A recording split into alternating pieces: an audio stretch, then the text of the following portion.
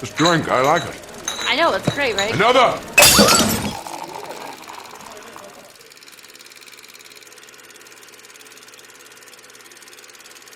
What's going on, everybody? Welcome back to Film on Tap, where we've got the tap that never runs out. It has been a minute since you have seen us or listened to us. We're still here. We're still alive. I promise you. Yes. It's just scheduling's kind of a bitch, man. Scheduling can be kind of a bitch. Things come up. Life happens. But regardless, we are back here. I'm back with my co-hosts, Nancy and Andres. How are you guys today? How have you been in the interim? Have you guys been good, bad, okay? Let us know. Andres, catch us up. I've been okay so far. I'm feeling a little woozy because I just got the COVID vaccine and the flu shot. So I'm like, Jesus. Okay. so At the yeah, same so I'm time? yeah, I figure I might as well get it before this administration takes it away at some point. Ha! Oh my God. And I said we shouldn't get political, but here, But here we are. here we are. Jeez. Andre's going to be Yeah. like high this whole episode. High and He's just going to loopy. pass out at some point. It's just going to be a microphone on the screen. Yep, exactly. How about you, Nancy? How have things been I would on your end? say all of the above. It's been great, okay, stressful. I had some work things to take care of. Oh, but guys, I saw a platypus for the first time. I'm so excited. You have no idea. They're amazing. Just my just in favorite. platypus, they're great. They It's look my like favorite animal. Is it platypuses or platypi? It's platypuses. So scientifically, Okay. they are named platypuses. And that's one of my favorite facts about them. It's These not are the platypi. questions that we need to ask. These are the important Yeah. questions. And they're smaller than I thought. They're only like this big. They're so cute. I wanted to steal one. And the thing is, so the San Diego Zoo, that's literally the only place you can see them outside of Australia. So it was like, I need to see them. It's my I favorite need to animal. see some platypuses. Yep. Yeah.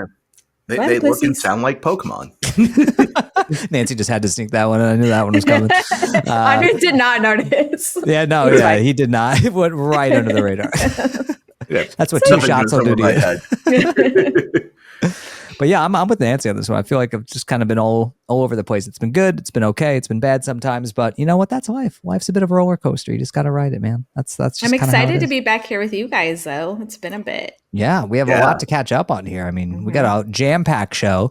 We've got a few trailers to talk about. We've got a big movie to talk about. I mean, it's time to jam. So without further ado, guys, let's jump into some of these trailers. Got a few big ones this past week or two. Yeah. And the first one, I'm definitely curious to hear your thoughts about this one. We got our first trailer for Anaconda, which stars Jack Black and Paul Rudd.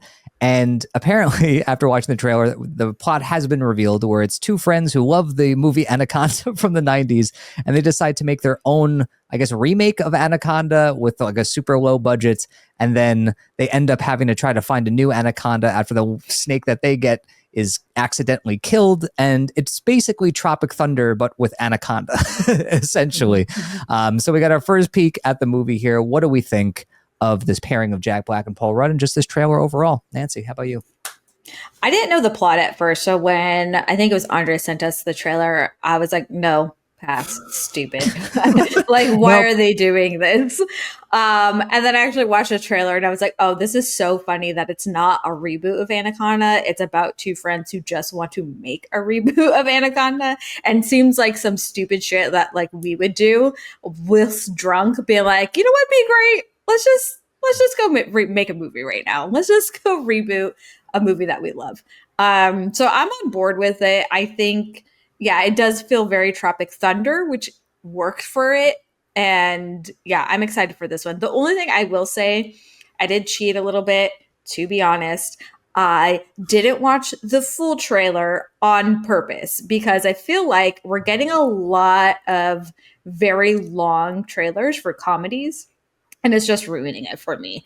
I don't want to know every single joke in the movie. As soon as it got to the big plot point of like, okay, they got to go find another snake, and that, I was like, okay, I'm good. I know what the movie is about. So as a trailer, I would say this isn't the best because it just feels like it gives away a lot. But as a movie, I am excited about it. It looks like some dumb fun, and I'm on board. Okay. Andre?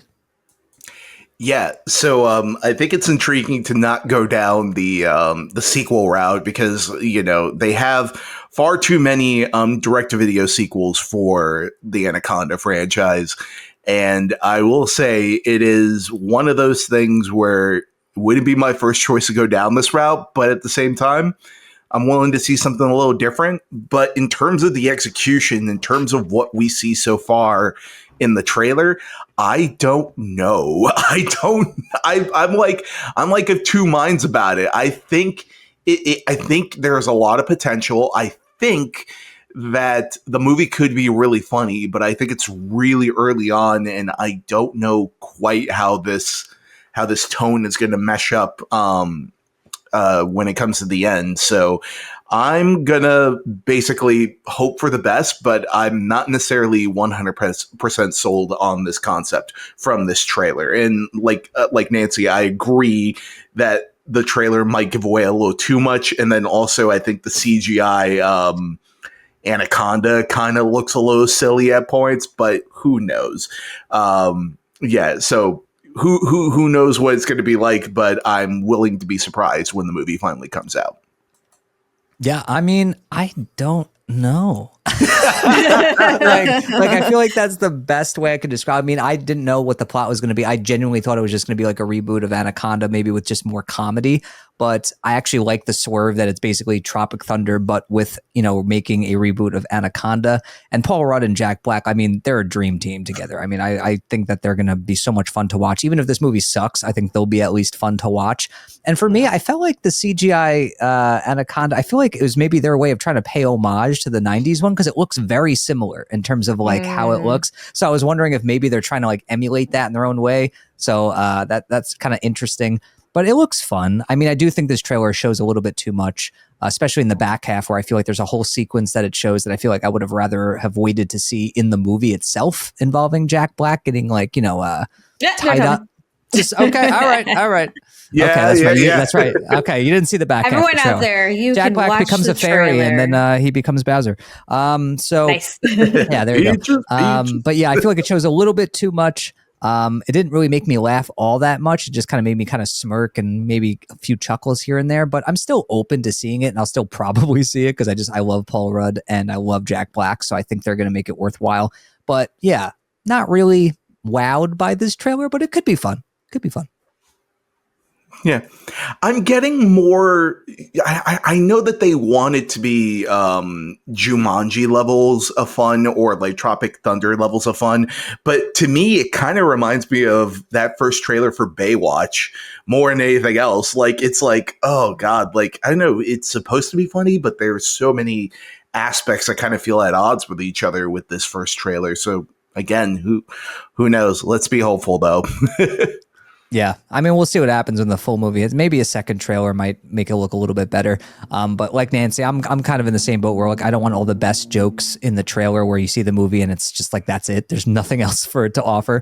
So we'll see what happens in a future trailer. But it's an okay one. It's an okay trailer. But now we're going to move on to something a little bit more interesting, I think. And I definitely am excited to talk about this one because this one kind of really just popped onto my radar. I had heard about this movie and who was in it, but I genuinely had no idea what to expect when turning on this trailer.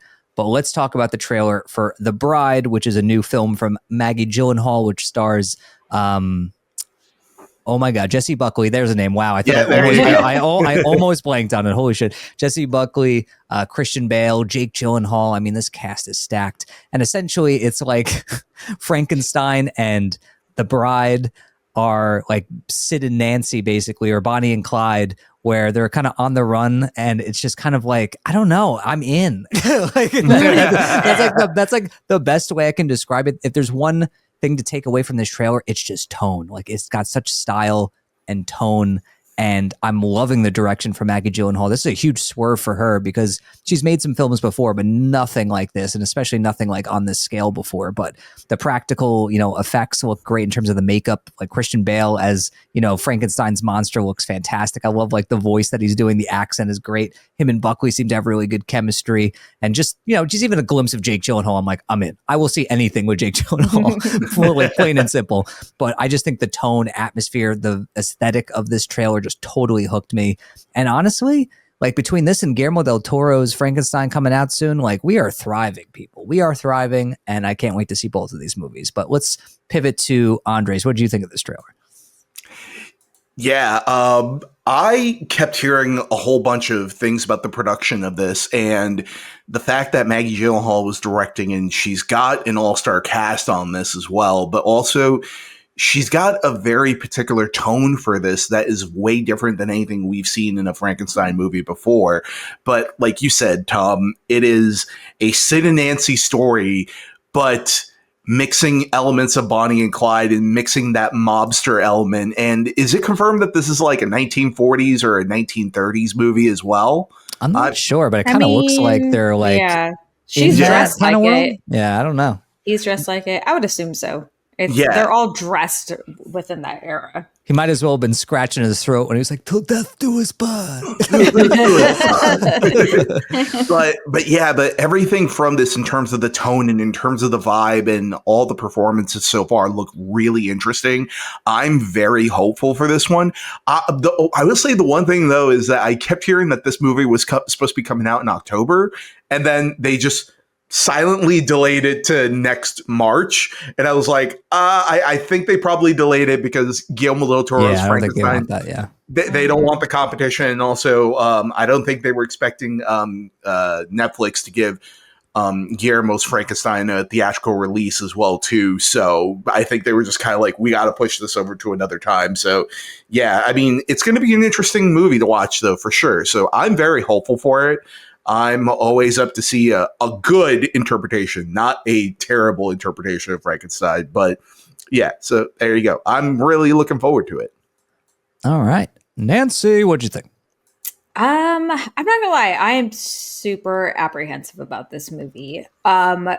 Tone wise, it looks really good. So Jessie Buckley looks fantastic. Her acting in the trailer is amazing. I think they picked the perfect person for that. It did throw me off a little bit seeing Christian Bale and the makeup and the voice and, all of that.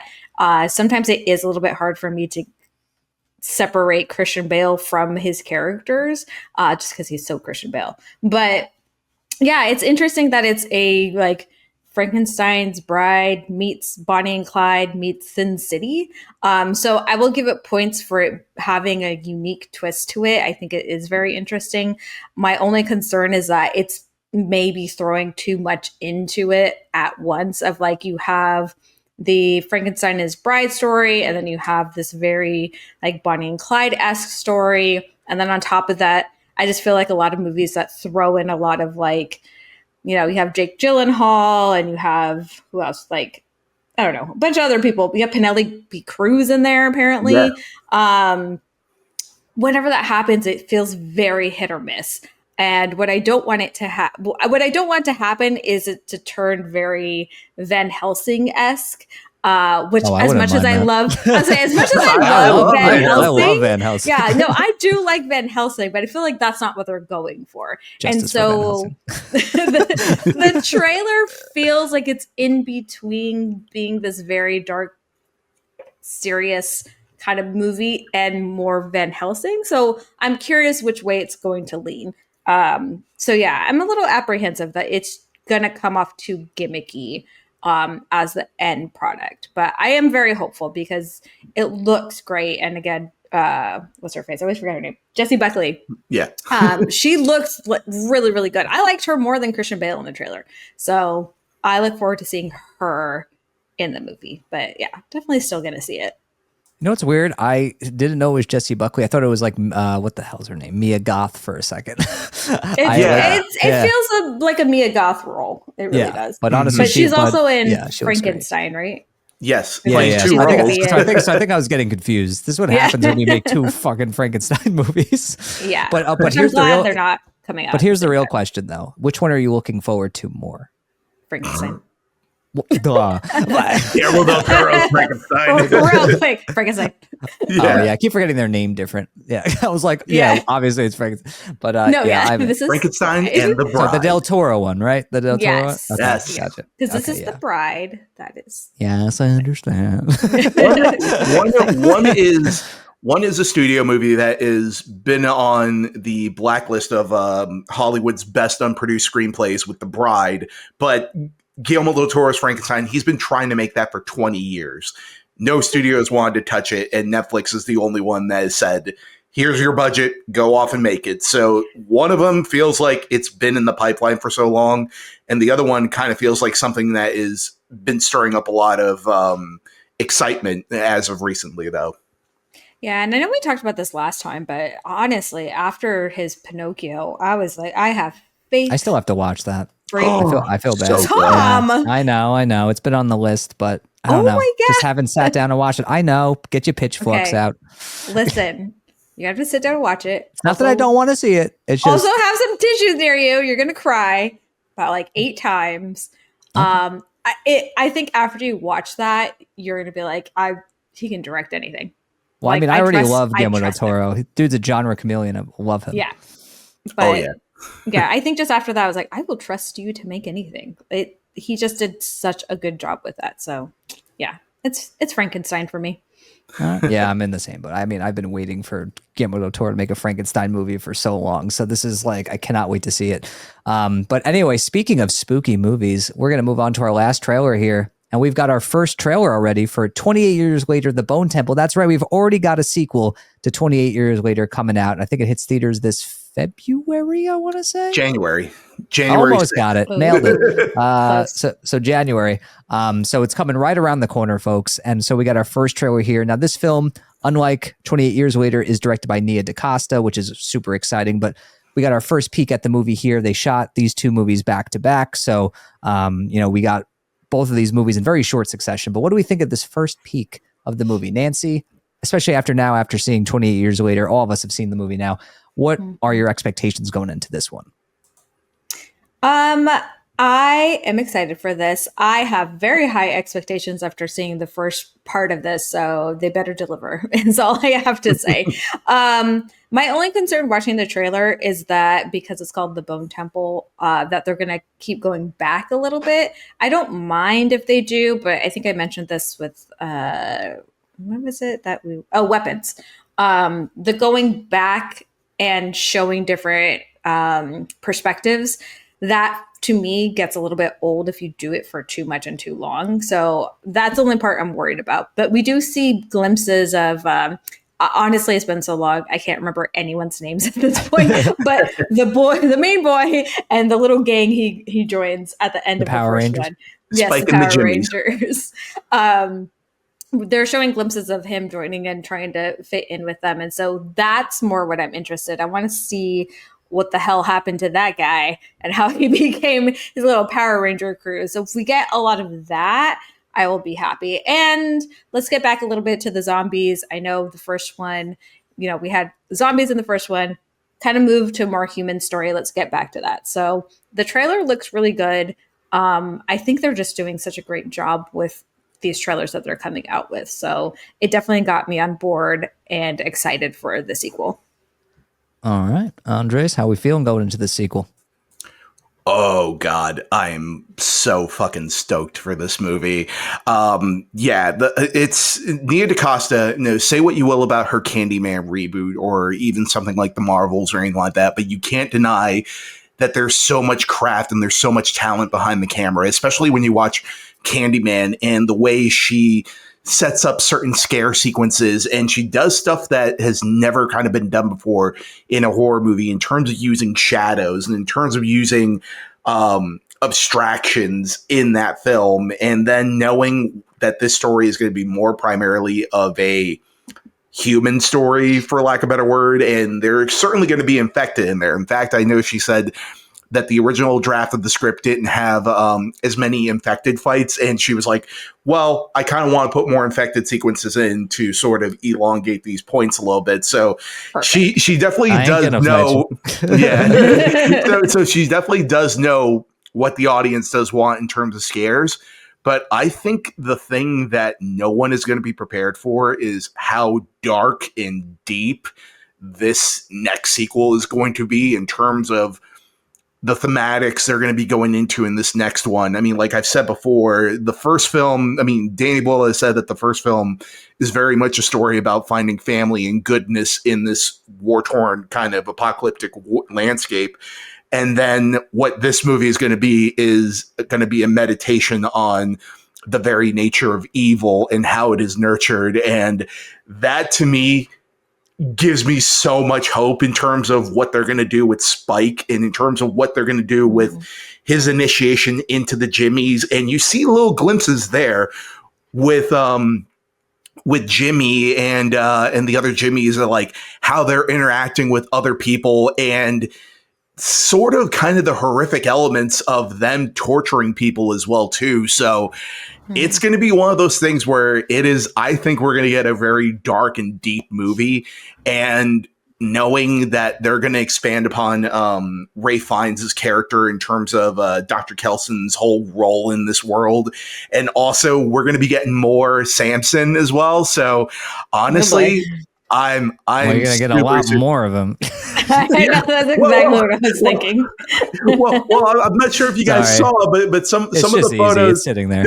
No, but here's the thing. Hanging there. Yeah, there you go. But here's the thing is that if you haven't seen some of the photos, some of the fans are complaining about the fact that they gave Samson pants in this one. Oh, how funny. Well, they're flashing back. They'll go away eventually. It's fine. Yeah. One time. You got to start with pants. Well, I mean, there is like a glimpse in the trailer, I think, of Ray Fiennes' character, like kind of interacting with him and almost seeming like he's like, I don't know, trying to like train him or something, or tame him or something like that. So who knows? Maybe he tames it enough where he's able to get him to wear pants. I don't know. It's like, here you go. Maybe this is like a Tarzan story. Yeah, I mean, but becoming more evolved. That'd be interesting. Yeah. Well, that also goes into what the element of nature and evil is. I mean, are these infected really terrible, or are they kind of just a little misunderstood to a certain extent, and can they be trained, or do they have a semblance of humanity still in them? So those questions, that just gave me a theory of what could happen. Yeah. Do you guys think that switching the directors is going to emphasize that more? Because that was my original worry, is like, I really liked the first one. I don't know if going into a sequel, switching up the directors, but it sounds like because it's such a different tone, that might actually help it as opposed to hurt it. I mean, I think it's a good thing, like especially if you have like talented directors, like switching it up. It's a whole different thing entirely if you go for someone who's super talented to kind of someone who barely has any experience, or maybe is kind of just a subpar director. But like Nia DaCosta's proven that she's a talented director and she could definitely handle genre movies. And I feel like it's kind of like almost like Mission Impossible. Like they kind of switch up the director nearly every movie to kind of give it a new style to keep things fresh. And I feel like, especially given the themes that I know are going to be in this one, I think it's a good idea to switch it up and maybe have someone who can go a little bit darker, probe a little bit deeper. Not that Danny Boyle can't do that, but I just think it'll be very interesting to see her style kind of being injected into this franchise, because it still looks, visually and in terms of the tone, very similar to 28 Years Later, which is good, but it does feel different enough where I think it's going to be exciting. So I'm excited for it. Yeah, no, I'm definitely excited for it too, and I don't think the switching of the directors is going to hurt it at all. In fact, I think it's only going to strengthen a lot of the thematic elements in this, and also knowing who they've gotten to actually shoot the film. They did decide to not go down the route of shooting it on iPhones in this one, and that they're going more of a tactile film route with this, and also they did. Well, they did say we're not going to get bullet time, but they did say they have a few tricks up their sleeve. So with Nia DaCosta, watch Candyman, and you're like, yeah, she's got a real great eye for horror. But the other thing that also really excites me as well too, and also really kind of tells me what kind of tone this movie is going for, is the fact that I forget what her name is, but the composer for Joker is going to be doing the score for this. And knowing that type of like violin-esque type of score, and how that's good. She did both, but the first one is really, I think, where she shined. Yeah. The second one sucked though. Just saying. Yeah. But thinking about all those elements and thinking about how they're going to mesh together, I think like I said before, I think we're going to get a very dark and deep movie, and I'm really, really excited for this. And we don't have to wait too long for it. So there you go.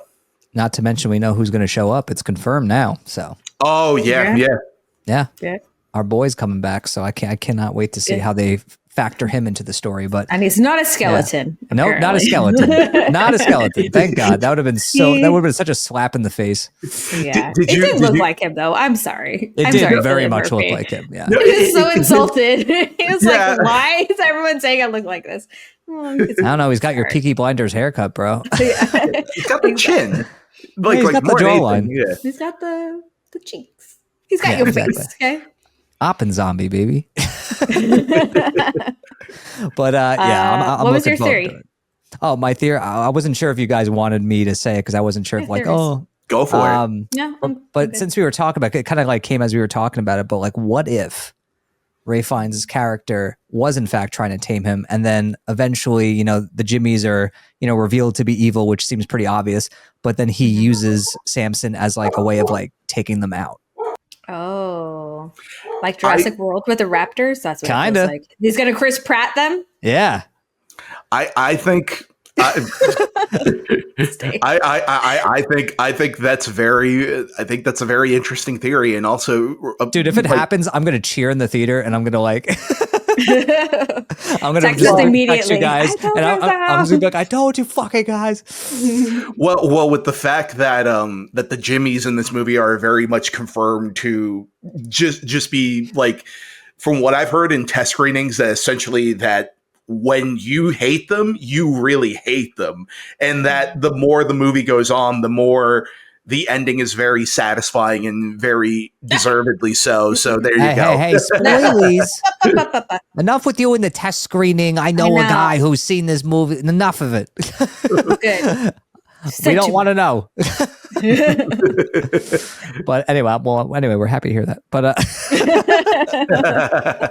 But yeah, we're definitely all looking forward to it. I'm definitely, that'll be a great way to start off the year. So that'll be cool. But now moving on to our main event of the episode, we got our movie that we're talking about.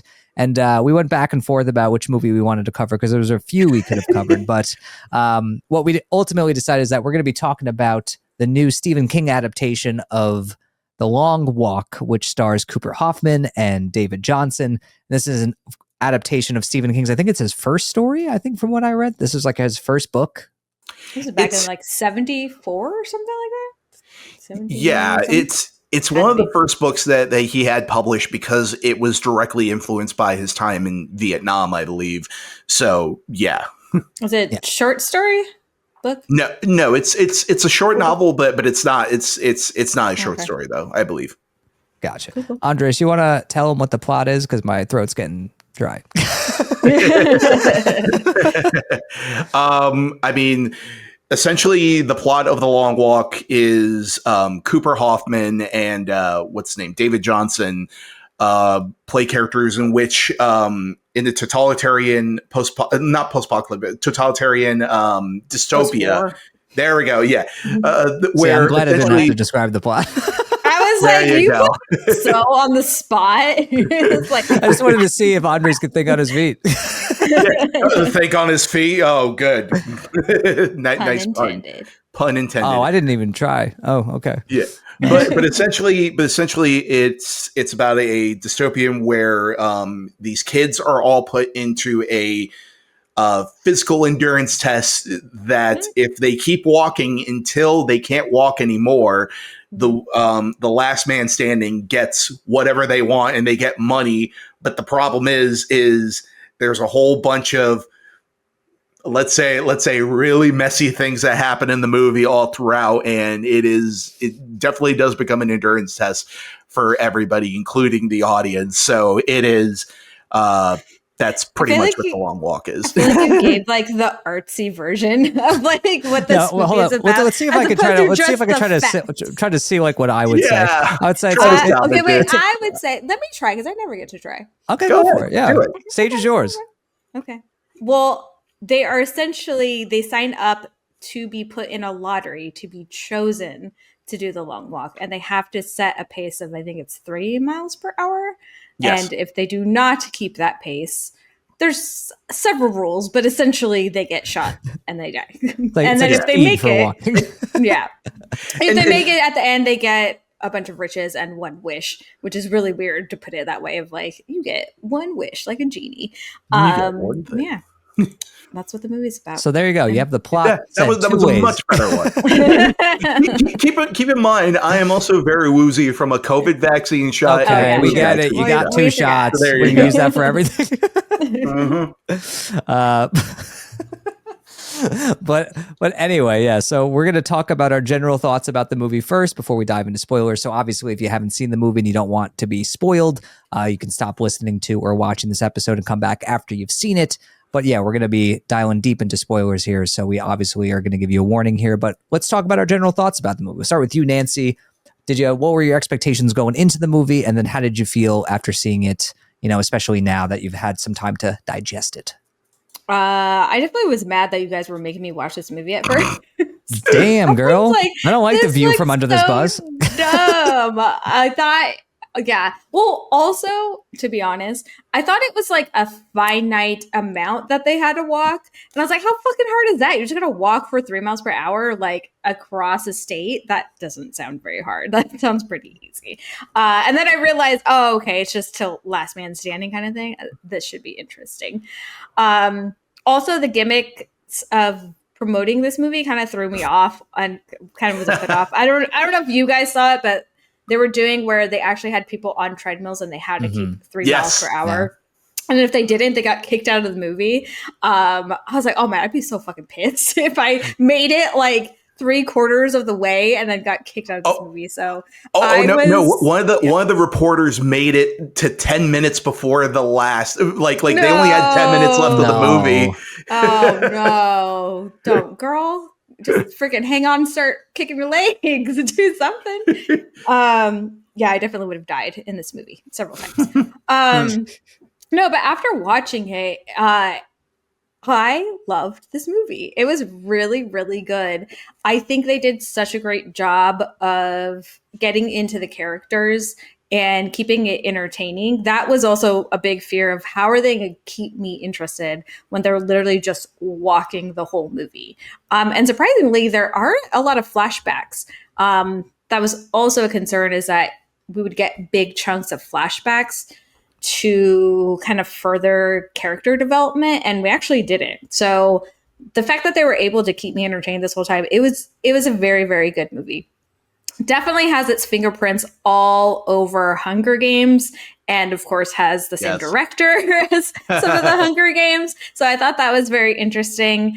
There was definitely like some decisions I could tell like were very similar. I'm also curious if the director was like, no, I don't really want to do another Hunger Games-esque movie. And they're like, we can make it rated R. And he's like, bet, I got this. Finally, I can do a rated R version of this.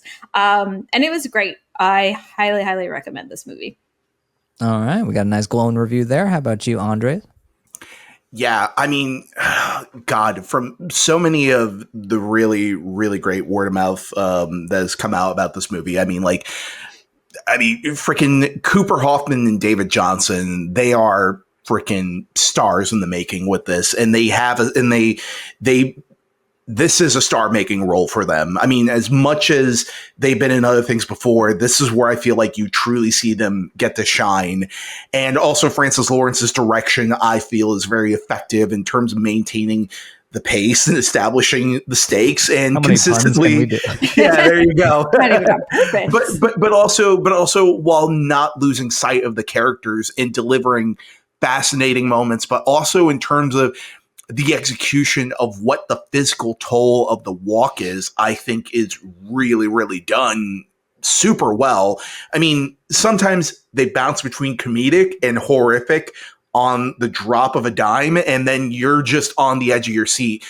Having said that, I will say that for the most part, I think Long Walk offers a whole bunch of stellar performances, but it also serves as an effective character study. But I think ultimately the film stumbles, pun intended, in its last 5 minutes, and it kind of brings it down from it being one of the best Stephen King adaptations to where I was in tears at certain points.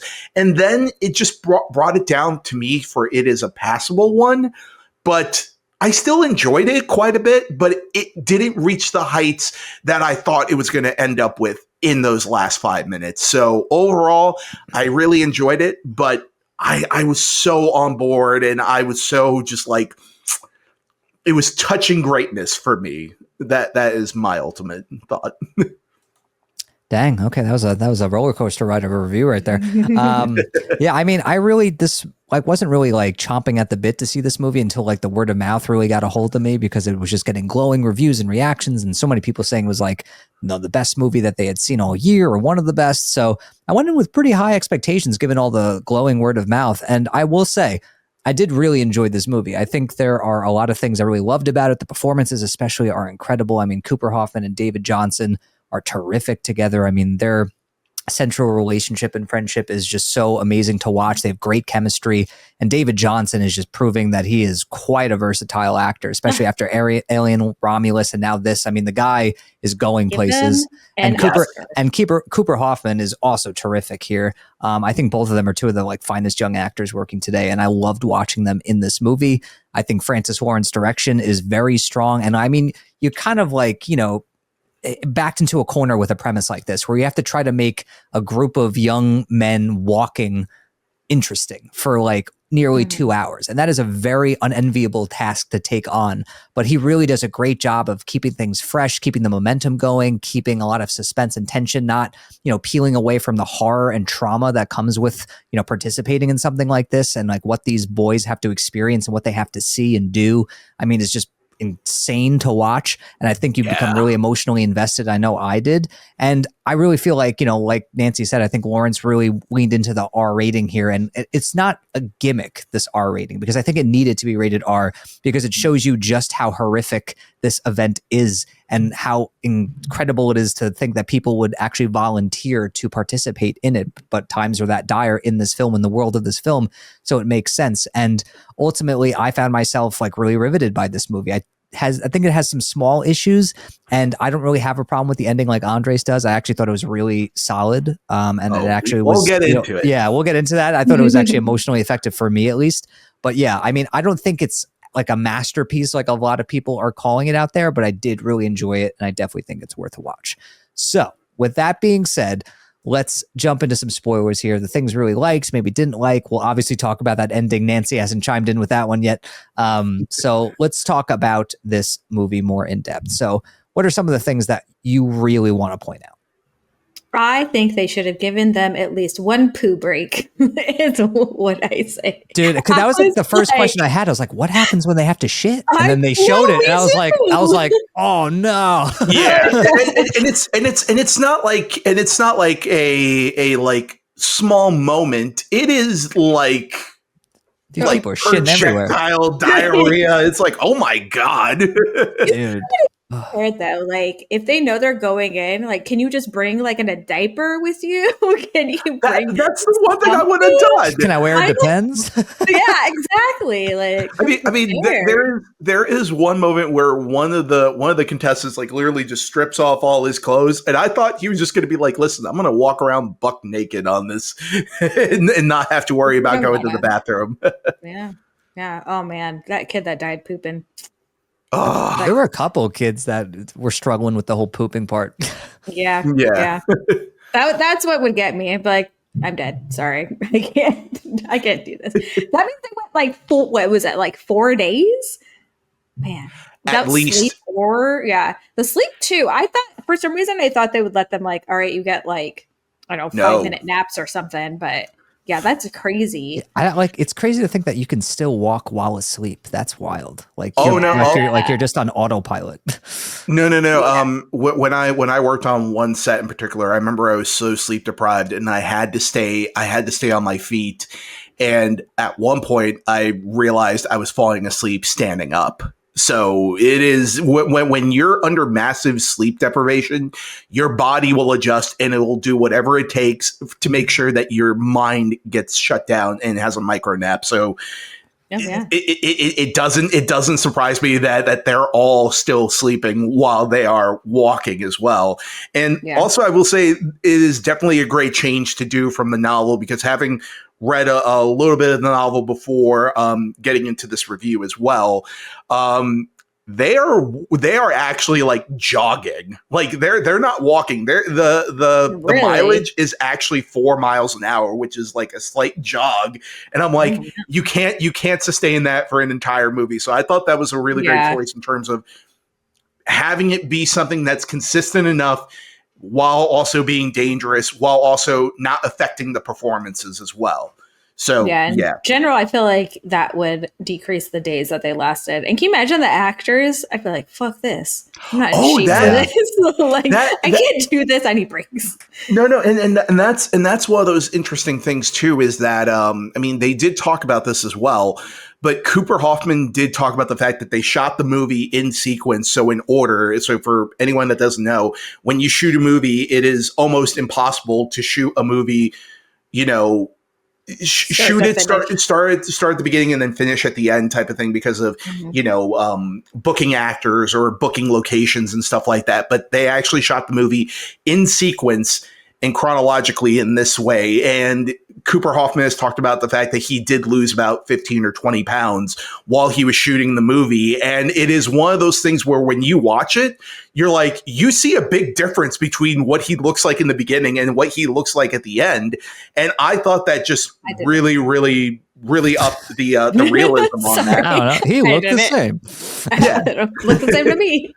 Yeah, but it's one of those things where like you could tell that the actors were really doing this physically, and Yeah. it was taking a toll on them. So that I thought was a very interesting thing to do, and also up their performances quite a bit.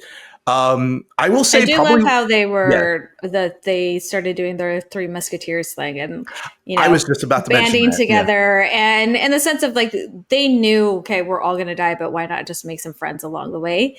Mhm. Which is interesting because one aspect that I do like from the Hunger Games is that they kind of tote around the winners and you get these stories of like what it was like in there. So I'm curious if they just don't get any connection to the winner or anything like that, because it seemed very much a mystery of what happens in there, if like it's smarter to make friends, if you don't make friends.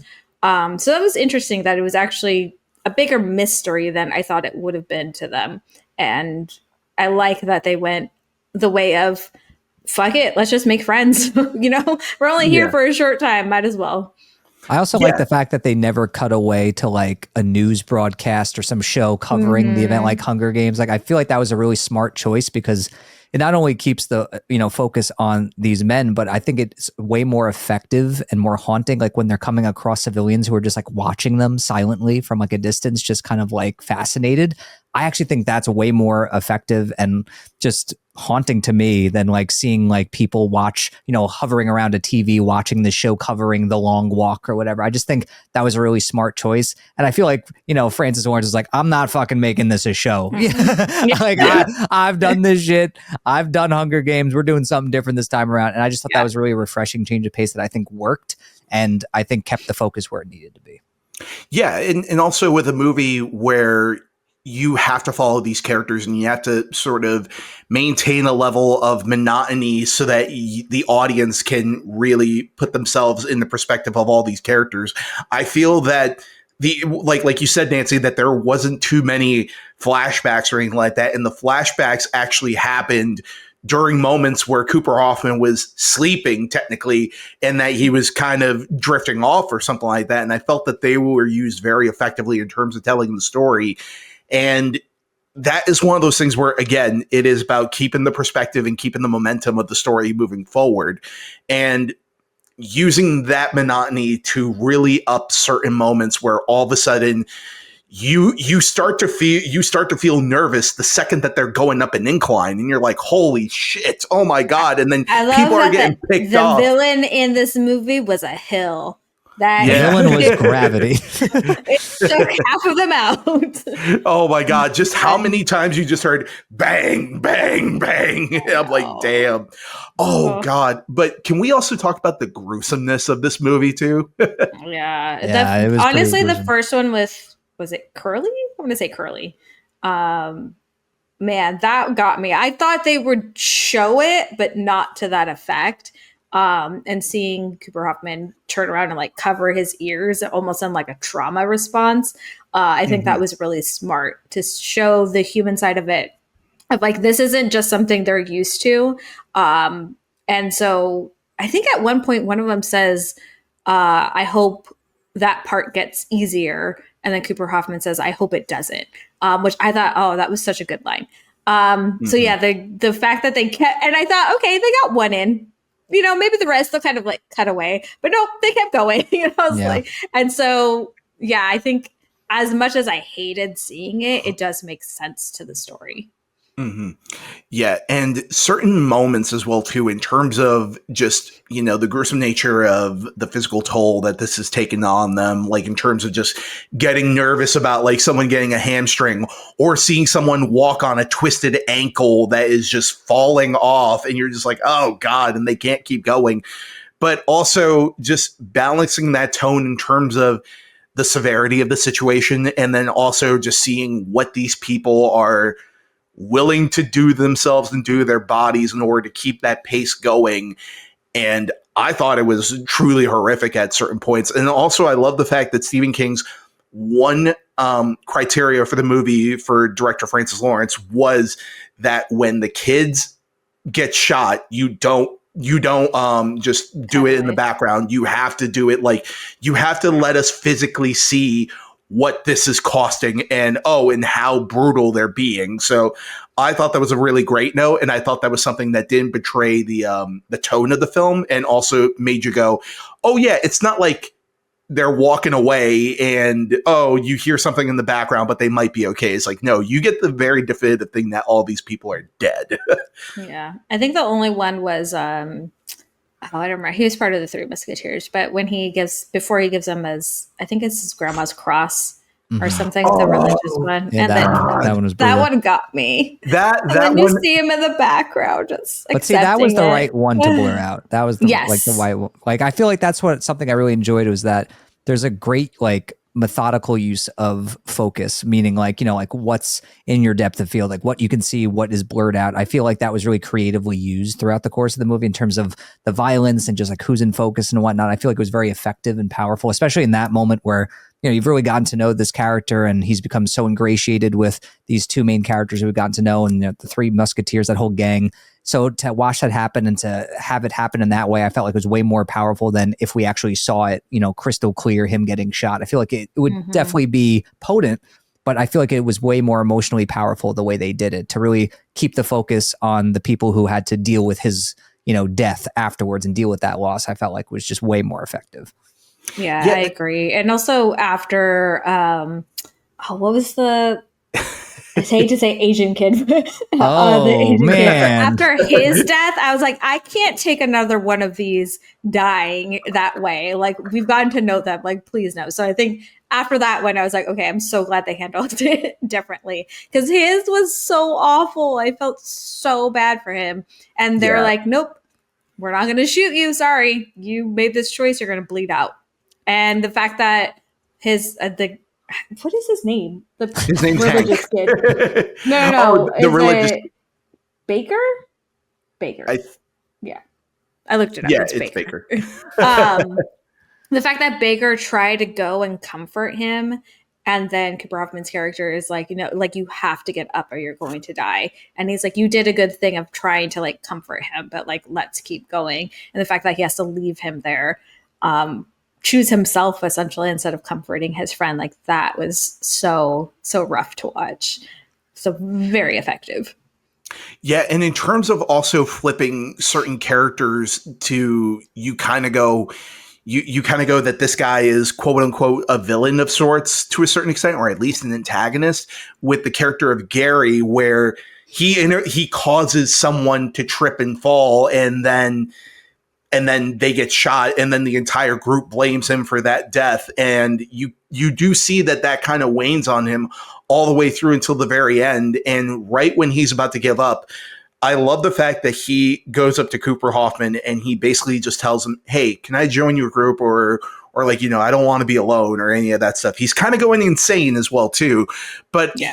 but I love that in that moment he just wanted to know that he wasn't alone, and then he takes himself out. And I was like, oh, that is such a heartbreaking way of flipping someone from being like, oh, I don't care about this, to like, he really did feel bad about what happened and he didn't intend to cause someone's death, and that really did wane on him.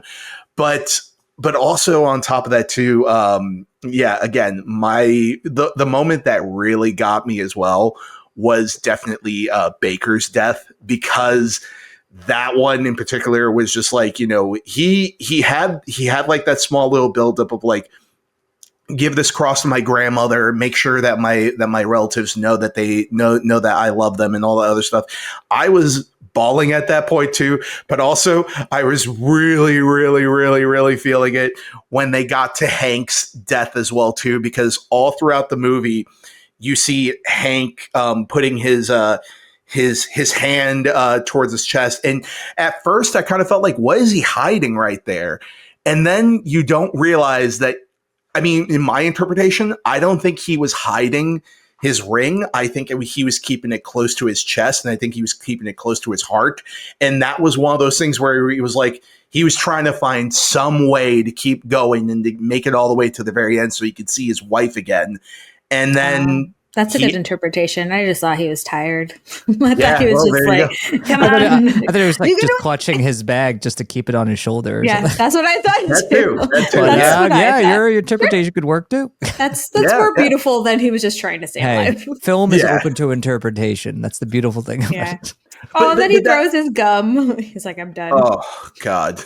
but that's one of the most beautiful things about the movie too, is that it's such a character analysis and it's such a character story that, again, it works in so many levels.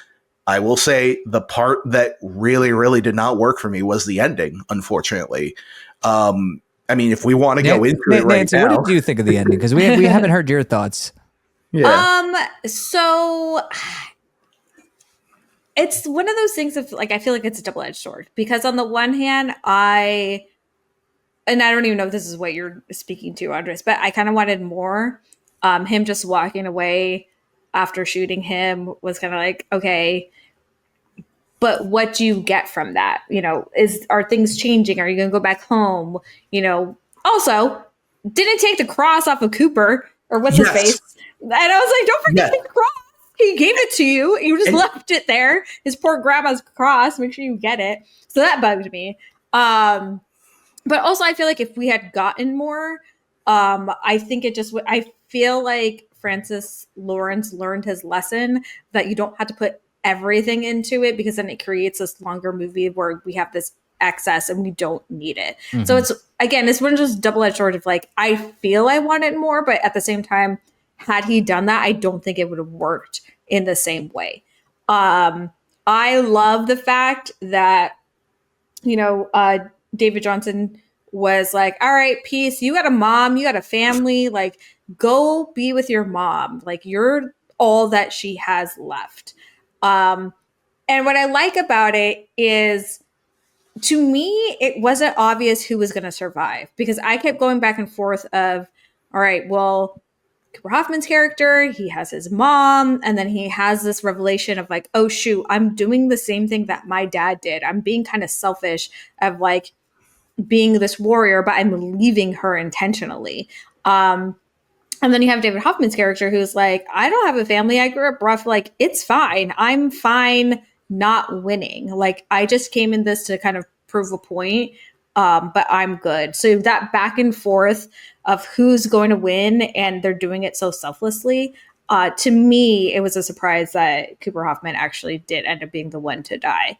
And you also get that dichotomy of, wait, he's the one who's been saying we should be good people and like move past this. But then all of a sudden he has a chance to shoot what's his face Mark in the Hamill. face. Yeah, Mark Hamill in the face.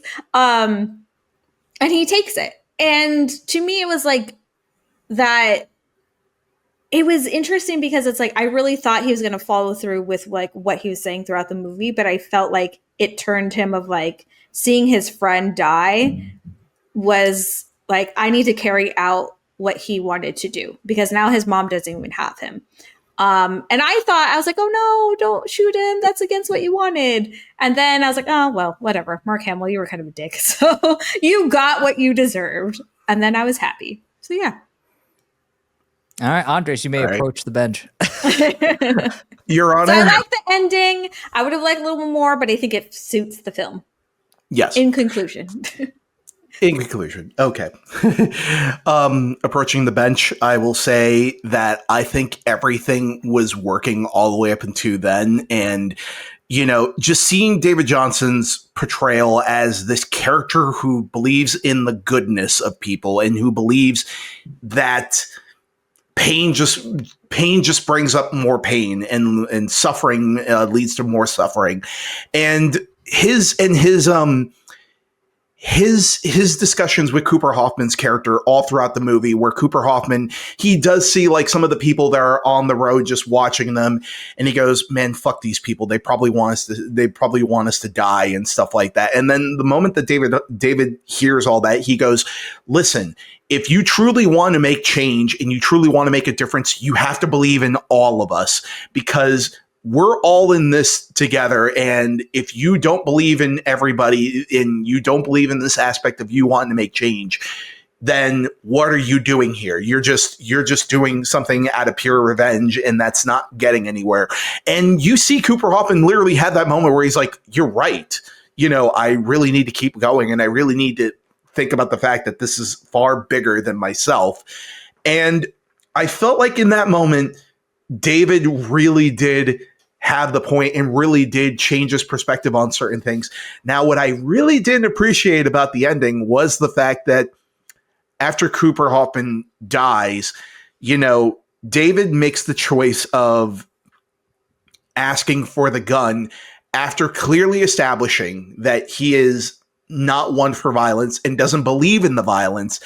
And it felt like a betrayal of the character, and then also to sort of have it be that he could walk away from the situation. I kind of feel like that was a very Hollywood ending, and it kind of went against the movie that they were building up all the way up into that moment. And that sort of led me to more questions about like, what happens after this? What happens after he's made that choice, and why did he make that choice, in terms of knowing that, if you get rid of the what's his name, the general, I'm just going to call him Mark. Yeah, I'm just going to call him Mark Hamill. Did you have the note sheet over there? Hold on. He's the major. That is the major. Yeah. How did we forget that? Jesus. I know. Yeah. We thought it'd be something a little more. Mark. Yeah, Major Mark. Yeah, but knowing that like, as history has taught us, the second you get rid of one person just comes in to take its place. So honestly, it is one of those things where I kind of asked more questions to myself at the very end, and it kind of made me just go, this is kind of shifting tones a little too much, and feels like a completely different movie that has popped up in this, because King's stories, especially this one so far, from what I've been reading or listening to on the audiobook, is that this is oddly enough, it is a very hopeful book in terms of finding the hope in this dystopia and this really horrible situation, and finding family and camaraderie. But do we know if the ending is the same? No, it's not the same. Yeah, it's different in the book. Very different.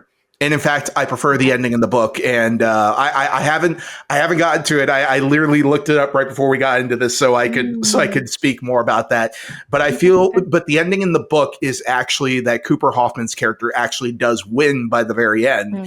And when he tries to basically tell David Johnson that, yeah, I'm done with this, David Johnson, he passes away. He immediately just dies of exhaustion, and then it's up to Cooper Hoffman in order to basically what is he going to do going forward? And I haven't gotten to a point where they reveal that Like, does he shoot him or not? I need to know. He doesn't shoot him. Oh, what's he asked for? He just walks away. He doesn't get his wish. That's worse. I don't like that. Just fucking walk away with no wish. No. But again, I haven't read the official ending all the way up to the end, so I don't know every minutia. But I do know is that he walks away and he doesn't shoot the major, which I think is a very meaningful character change, and it's a very meaningful way of going. Yeah, you know what? You believe in what your brother on this told you, and it really does show a character change for me, far better than what the movie actually ended up doing, which, it is what it is. And honestly, when I got to this ending, the movie was at like a 4.5 pints for me before I got to this ending. And then after it got to that ending, it actually went down quite a bit. And then also with the tone that they give out in the last credits of the movie as well, too, it felt like they were trying to offset the darkness of it, and it's like, no. And the credits, like, with that country song, and then it goes like I felt like it's the credits. No. Okay, it's the credits, but it's also part of your movie, and whatever you end your movie on counts as your movie. I'm fine with it, but I get it. There's something I was going to say. I totally forgot right before you said that. The credits thing threw me off. I forgot what I was going to say. Tom, while I think. Well, now I'm going to approach the bench. Thank you, Your Honor. Appreciate your time. So this is what I think. I disagree with Andres' take of why he didn't like. I respect it. Obviously, everyone's has a right to their opinion, how they feel about a movie or its ending. But for me, I really liked the ending of this movie, and I liked the ending the same way I liked the ending of the Mist movie. That's also a Stephen King adaptation, where it's much different from the book. It's a darker ending, but I think it fits that movie adaptation well. Like, it really worked for the Mist. It's a powerful, haunting ending, and I think the ending here is also powerful and haunting in its own way, and I really liked it because now knowing what the actual ending of the book was, I actually think the movie ending is a lot more powerful. So why I like this ending and why I think it's effective is because, yes, early on in the movie, it's established that David Johnson's character, he is the hopeful one, probably the most hopeful out of this whole group, where he's trying to flip everyone's perspective on this event. He's trying to make friends. He's trying to keep people in happy, positive states of mind. He's able to, talk to Cooper Hoffman, get to know him, basically become a brother to the guy, and they become like the closest of friends, maybe even more, even though it's kind of hinted at. I will say that. I feel like there's a little. I forgot about that part. I was like, yeah. I mean, there's a heavy pause when he says he doesn't have a girlfriend. He's like, I don't have a girlfriend. Yeah. And I've even read that in the book. It's, they even say that Cooper Hoffman's character was questioning his sexuality throughout the story. So that's actually in the book. So yes, they're very close as friends here, but there definitely is some sort of maybe romantic connection there. So that undertones. They're leading on each other quite a bit, guys. So that's also playing into what I'm for it. Yeah, like to see which honestly I bought, and I was like, yeah, I get it. And that factored into why I think the ending works as well, because there's so many factors going into that ending that I think make it work, where it doesn't feel like a betrayal of the character for me. Because first of all, you have these men going on this harrowing journey for days at a time. They're mentally exhausted, physically exhausted, emotionally exhausted, where they are just pushed to the absolute brink, where they're not even thinking clearly, Then on top of that, they've witnessed death after death after death. So even the most hopeful person in that situation is going to be a little bit disenchanted, when it comes to their outlook on life, especially in the context of this event. Then on top of that, this person has made several close friends after living a life of basically isolation and solitude, where they have had no family, no close friends. This is the first time in their life that they've ever made friends or felt close to anyone. And they're watching all these people they've made these emotional connections with die one at a time. And then you have ultimately in the end, the person who he feels closest to, the person he has this brotherly bond with, a romantic bond with, die and get murdered in front of his eyes. And you're telling me in that moment that he's going to just stay that hopeful person. That to me would have felt like it would have rubbed me the wrong way. It wouldn't have felt earned in terms of a hopeful ending. So when he asked for the gun that moment felt earned to me because you saw a completely defeated, traumatized person pull that trigger. So when he pulled it, it wasn't like he was even happy about it. He pulled it because it was the only thing he felt like he had left, the only thing that could give him some sort of satisfaction. And when he walked off into the distance, I didn't need any sort of finality or confirmation that either he got shot or there was some sort of reaction to it. I actually liked the ambiguity of that moment because in my mind, he probably gets shot, but also if he doesn't, maybe it's because everyone's shocked by what he did. But either way, it's a powerful ending, him walking off into the rain alone, just a fundamentally different person. So that's why for me, the ending works. Yeah. I think, I almost feel in a way by him doing that, he is being more hopeful because I feel like when the tone that he gives about him signing up is more like, fuck it.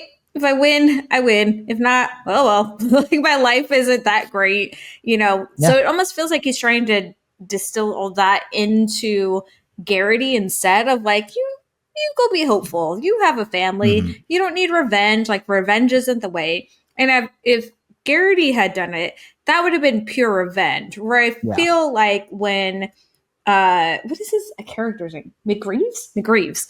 When he does it, it feels more like he's carrying out what his friend wanted, and almost in a way of like, maybe this will make a difference. Maybe this, because what am I going to ask for? Like, I don't have family. I don't really need anything. So maybe in a sense, this will make some sort of difference. And if it doesn't, at the very least, I'm carrying out my best friend's last wish, essentially. Yeah, exactly. Yeah. So I think in It's that like his way, last act of love. Yeah. Yeah, but even to a certain extent, it feels like a completely different character than what we had. And I understand where you're coming from, where it is.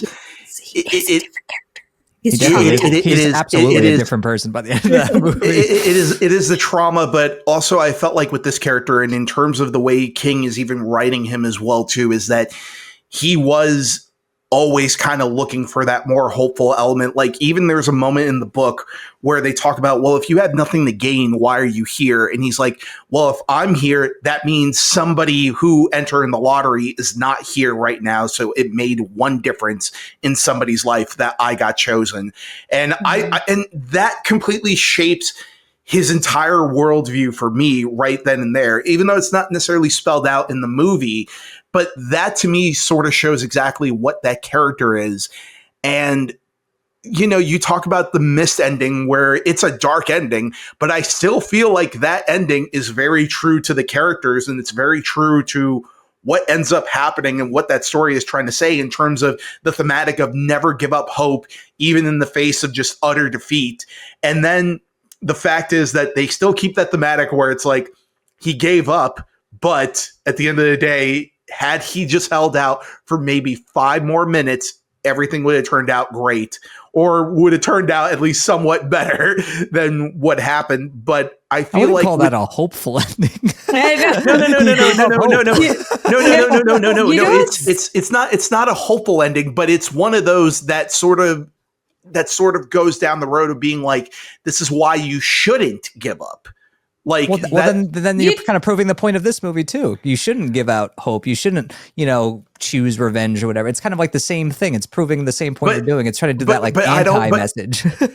But I don't feel that the mist betrayed the characters in terms of everything that we got it all the way up into the very end. Like the character that you have with Thomas Jane is very consistent all the way through to the very end. Whereas I kind of feel like David Johnson's turn at the very end, it sort of just, it felt like something where it's like we have to sort of wrap it in a neat little bow and kind of give it a little bit more of a Hollywood ending, which I completely disagreed with. But again, I know I'm in the minority on this front. And what's so funny is that we definitely switched roles in terms of book to movie adaptation. Whereas when we talked about the Hunger Games, of like, it needs to be exactly like the book. And now you're like, I like the book better. Yeah. So, but yeah, I mean, it just goes to show you that everyone's gonna have a different interpretation and different view of of this ending in this movie. I feel like maybe Francis Lawrence was a little trigger shy on keeping things exactly like the book because of the last book adaptation that he did. I mean, that's so. Yeah. Could been. Yeah, but anyway, I mean, really, the only like issue I had with the movie, honestly, was like the supporting performances. I just felt like it was a super mixed bag. Like some people were great, and then some people were really bad. Like just genuinely Yeah. like drawing Ooh, too which one much didn't you attention to them. like? Honestly, I really didn't like. I don't know the characters' names because like they just kind of like came and went pretty fast. But like Yeah. the main villainous guy who got blamed for the death of that character, I couldn't stand him. Brockovich. I couldn't stand. I mean, look, I know he's playing like a nasty character, but I just thought it was a really bad performance. And I also felt like Hank, like I liked his character, but that performance, honestly, I felt like it was just very grating, and it felt like he was trying too hard. So I A little bit, yeah. I didn't really love that either. And also, I'm trying to think who else was there. There was like some other like that writer kid who like was like, I'm going to write a book about this. I was like, whatever. Yeah. But I will say the one character and performance that grew on me was the major son who's revealed to be the major son.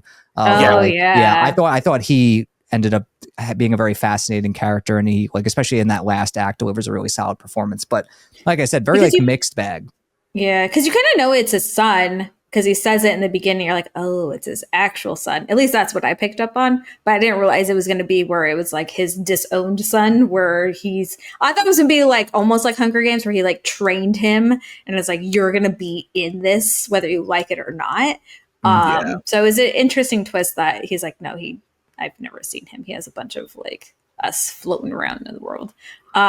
But that is funny enough. That is the part that reminded me of Hunger Games in the beginning, where it feels very almost caricatures. Where it's like this person's the zany like writer, and then this a lot of the characters kind of felt like that. Yeah. So I agree. Yeah, I didn't really love that. But other than that, like I really did enjoy the movie, and I was really impressed with what they could do with a very like potentially very repetitive concept where it could get tired really fast and where it could get boring very fast. So I think they did a great job with that. But like overall, like what, would you give this movie out of 5 pints? Like where are we falling with this one? I'm surprisingly going to give this 4.5. I think it was done really well. Honestly, the only thing that kind of irked me was in the beginning, just kind of shoving all those characters into their own little boxes. And it almost felt like they were trying to get it out of the way. But other than that, I think the character development with the main characters was done really well. It was entertaining. I didn't feel bored, which I thought I would at some point.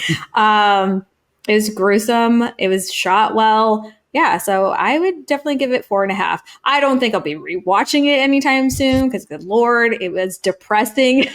As good as it was a little draining coming out of this theater. So, great movie, not a rewatchable one, but still good. All right, Andres. Yeah, so I was really digging this movie all the way up into the last 5 minutes, but I think this truly is one of the better Stephen King adaptations that has come out recently. It is not the best, but I will say it is a very strong effort with Cooper Hoffman and David Johnson's characters, and their performances are fantastic in the movie. Now, barring that, there are certain fundamental flaws that come with it where it kind of feels like it stumbles in the last 5 minutes for me. But also on top of that, I kind of feel that Mark Hamill is kind of very underwritten and is kind of a one-dimensional character, for lack of a better word. But I think that's intentional. And even if it's intentional, I still feel like we need to get more on him to truly hate him.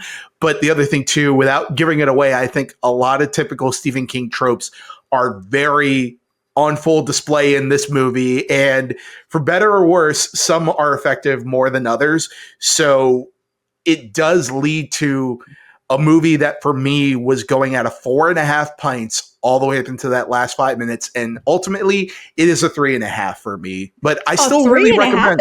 Dropped a whole dropped a whole star.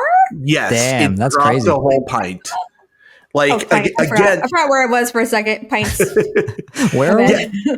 Yeah. So it's one of those things where like it's still a really good movie, but is it one of the best Stephen King movies? No, not really, but it is a very strong one, and I would definitely recommend people check it out. And who knows, you might have a different experience. You might lean more towards Nancy and Tom in terms of where the ending goes. So I know I'm in the minority on this, so I will happily die on that hill.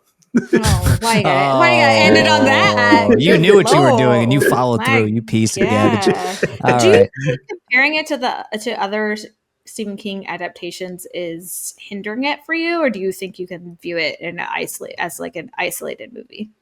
Oh no, I definitely view it as an isolated thing. But when I compare it Just to curious. other adaptations, it is less the horror movie, and it is more um, Shawshank Redemption or The Green Mile, or even something like Stand by Me, where it is Mhm. about the camaraderie of all these kids and about how they're facing um, truly horrific circumstances, but are finding the light in that darkness. So Yeah. that is ultimately why I think the best adaptations are the ones where they truly walk down that fine line, and that's kind of where I felt this movie was on the verge of ascending to until we got to that ending.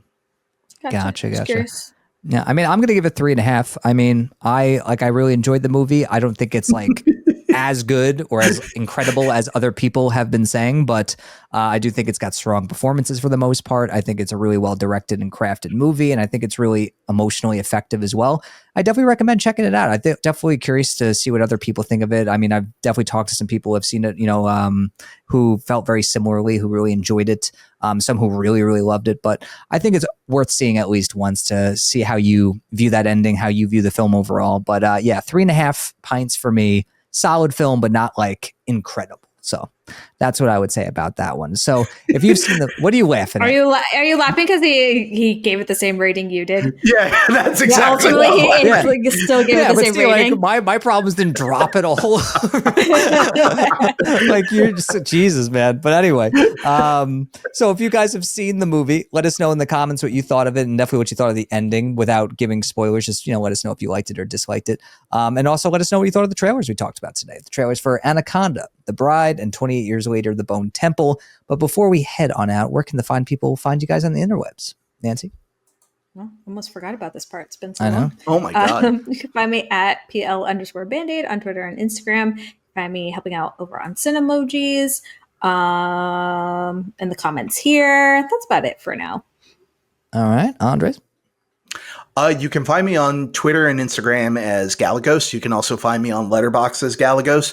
And in terms of other things that I've done recently, me and my buddy Steve, we just recently completed a retrospective on Metal Gear Solid 3 Snake Eater before Delta came out. So that's up and running.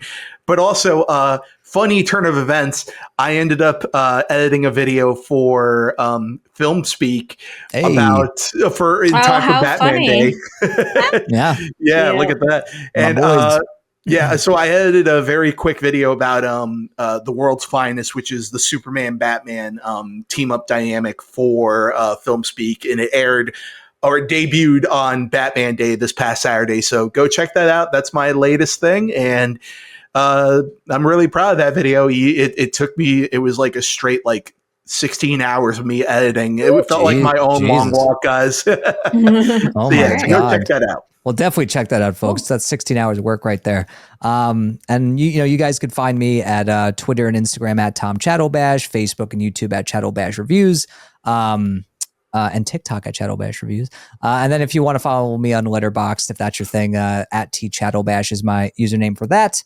And just thank you for tuning into a brand new episode of the show. Thank you for waiting and being patient. It's been a minute since we've hopped on here, which I think is why we have one of our more longer episodes, which ain't a bad thing. Mm-hmm. But thank you for tuning in, whether you watched it or listened to it. We appreciate it. And just thank you for tuning in to another episode of Film on Tap, where we've got the tap that never runs out. We'll see you next time, guys. Bye. Bye.